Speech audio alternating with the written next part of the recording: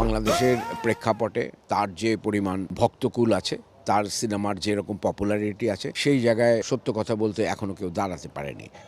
শাকিব খানের ধারে কাছেও নেই আফরান নিশো, সিয়াম, তার সাথে তুলনায় চলে না বললেন জনপ্রিয় অভিনেতা ও ভিলেন সিদ্দুজ্জামান সেলিম। প্রিয় ভিউয়ার্স, ভিডিওটি না টেনে সম্পূর্ণ ভিডিওর সঙ্গেই থাকুন। আজকাল হরহামেশাই দেখা যায় যে কোনো নতুন নায়কের একটি দুটি সিনেমা ভালো, এবার সিয়াম, আরফান নিশো দুইজনই ভালো করেছে, কিন্তু সাকিব খানের সাথে তো ওই পপুলারিটির দিক থেকে তাদের বিবেচনা করাটা ঠিক হবে না। কারণ হলেই শাকিব খানের সাথে তুলনা দিয়ে ফেলে।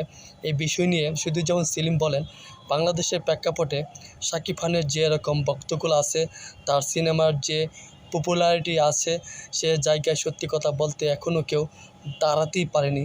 সিয়াম, আফরান নিশো দুজনই ভালো করছে, কিন্তু শাকিব খানের সাথে তো ওই পপুলারিটির দিক থেকে তাদের বিবেচনা করাটা ঠিক হবে না। শাকিব খানের ক্ষেত্রে যেটা সত্য, সে বাংলাদেশের number one hero. Shakib Khan অসংখ্য superhit, blockbuster, industry hit cinema উপহার দিয়েছেন, যা অন্য নায়কেরা তা পারেনি। তাহলে কি করে শাকিব খানের সাথে আফরান নিশো, সিয়ামের তুলনা করে বুঝি না। শাকিব খান আজকের এই জায়গায় আসতে অনেক কাঠখড় পোড়াতে হয়েছে, অনেক স্ট্রাগল করেছে সে। সিদ্দুজ্জামান সেলিম আরও বলেন, আমি শাকিবের অনেকগুলো সিনেমায় একসাথে অভিনয় করে বুঝতে পারলাম শাকিব একজন জাত অভিনেতা। শাকিব খান একটি কমার্শিয়াল ফিল্মের ফুল প্যাকেজ। প্রিয় ভিউয়ার্স, ভিডিওটি ভালো লাগলে চ্যানেলটি সাবস্ক্রাইব করে দিবেন।